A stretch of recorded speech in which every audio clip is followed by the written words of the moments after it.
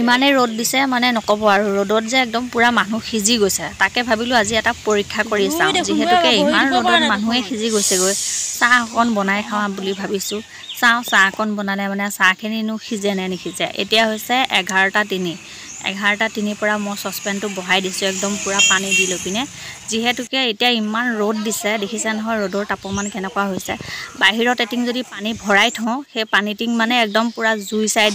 হেৰি হৈ যায়গৈ এফালে 36 ডিগ্ৰী সেলসিয়াস আজি ৰ'দ হৈ আছে মোৰ পানীখিনি প্ৰায় গৰমেই হৈছেগৈ আধা ঘণ্টাতকৈ বেছি সময় হৈ গ'লগৈ এফালে এতিয়া মই চেনি চাহপাতটো দি দিওঁ চেনি চাহপাতটো দিয়াৰ পিছতে চাহখিনি ধুনীয়াকৈ খাব পৰা গৰম হয় নে নহয় বা পানীটো উতলে নে নুতলে কি হয় মানে তাকে পৰীক্ষা কৰি চাওঁ বুলি ভাবিছোঁ যেহেতুকে ইমান গৰম দিছে ইমান ৰ'দত মানুহ ৰুমত থাকিব নোৱাৰা হৈ গৈছোঁ ঘৰৰ ভিতৰত থাকিব নোৱাৰি একদম পুৰা গছৰ তলত বহিবলগীয়া অৱস্থা হৈ গৈছেগৈ এফালে এতিয়া দেখিছেনে 12:30 বাজিলেগৈ এফালে মোৰ চাহো হ'বলগীয়া হ'ল মানে চাহখিনি ধুনীয়াকৈ দেখিছেনে চাহপাত তাপাত নিগৰি একদম ধুনীয়াকৈ যেনেকৈ চাহ বনাওঁ ঠিক তেনেকুৱা ধৰণৰ হৈ গ'লগৈ আৰু সসপেনটো পুৰা হাতেৰে চুব নোৱাৰা গৰম হৈ গ'লগে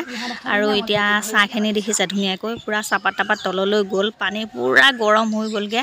আৰু চাহ কাপ বাকি খাই চাওঁ কিমানটো গৰম হৈছে বা কিমানটো কি হৈছে চাহখিনি খালে এতিয়া ধুনীয়াকৈ গম পাম আৰু যেহেতুকে আমি যেনেকৈ গেছত চাহ বনাওঁ বা জুইত চাহ বনাওঁ ঠিক তেনেধৰণে চাহখিনি হৈ গ'লগে আৰু চাহ কাপ এতিয়া খাওঁ মই চাওঁ কেনেকুৱা হৈছে পুৰা গৰম মানে একদম খাব নোৱাৰা নিচিনা গৰম হৈ আছে দেতাহন বাহিৰত বহি আছে গছৰ তললে লৈ যাওঁ চাহ একাপ তাতে দেতাক দিওঁগৈ চাহ খাওঁ বুলি কৈছিলে যেহেতুকে গৰমত বনাবলৈও ভিতৰত মন যোৱা নাই এফালে দেতা বহি আছে একাপ চাহ দেতাকো দিওঁ একাপ মায়কো দিওঁ অকমান তাৰে ময়ো খালোঁ দেতাই চাহ কাপ খায়ো কৈছে দেতাই কৈছে পুৰা গৰম